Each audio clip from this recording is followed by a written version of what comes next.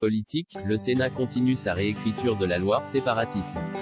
Alors qu'ils ont déjà ajouté, mardi 30 mars, l'interdiction aux mères accompagnatrices de sortie scolaire de porter le voile, sujet que La République En Marche, LREM, avait tout fait pour éviter à l'Assemblée nationale. Les parlementaires de la Chambre haute viennent de voter une disposition permettant de bannir les drapeaux étrangers des mariages.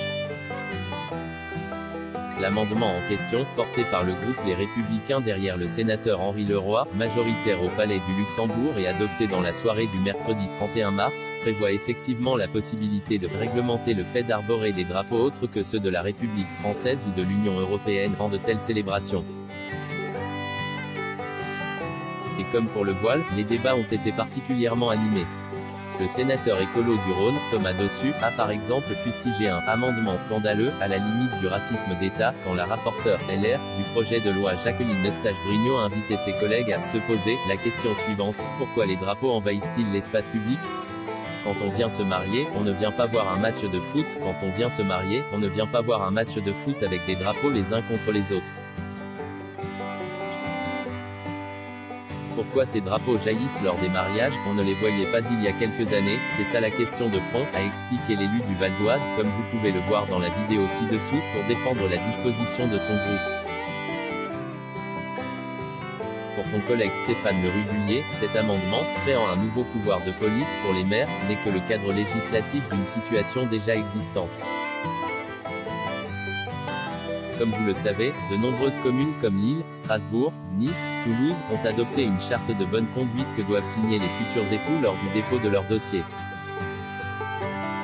Elle réglemente le retard de moins d'un quart d'heure, le silence lors de la cérémonie, l'absence de rodéo en ville et également l'absence de drapeaux étrangers dans la salle de mariage et dans les abords de l'hôtel de ville, sans que cela pose de problème particulier, a ainsi rappelé le sénateur des Bouches-du-Rhône quand Valérie Boyer évoquait, de son côté, les difficultés rencontrées par les élus locaux pour faire respecter l'ordre public, lors de ces cérémonies.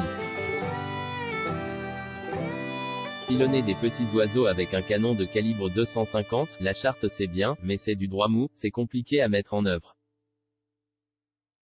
Nous avons l'occasion de rappeler que pour le mariage, des règles s'imposent, a expliqué l'ancienne députée, élue sénatrice à l'automne 2020, sans convaincre les oppositions de gauche.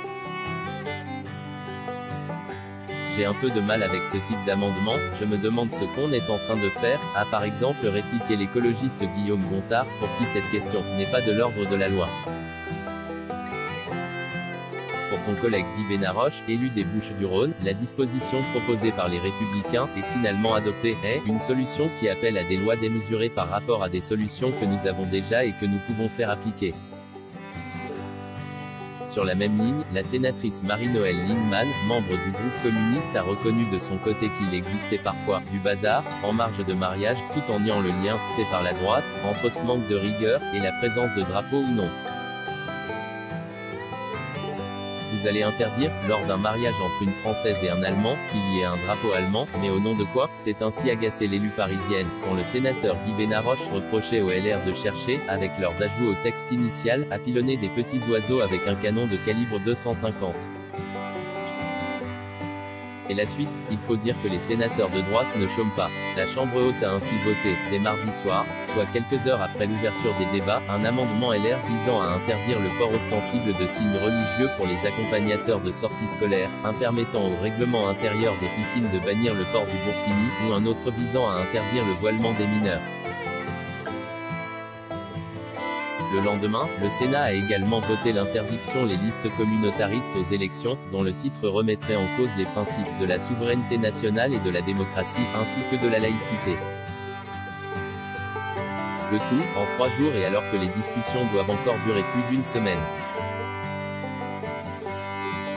Mais ces dispositions n'ont que très peu de chances, voire aucune, de finalement aboutir, à en croire en tout cas la position actuelle du gouvernement et de la majorité à l'Assemblée, qui reprendront la main sur le texte en deuxième lecture. Mardi, le ministre de l'Intérieur Gérald Darmanin s'est par exemple dit très opposé à l'introduction des mesures sur les signes religieux lors des sorties scolaires. Même chose sur l'amendement drapeau, pour lequel Marlène Schiappa s'est dite défavorable.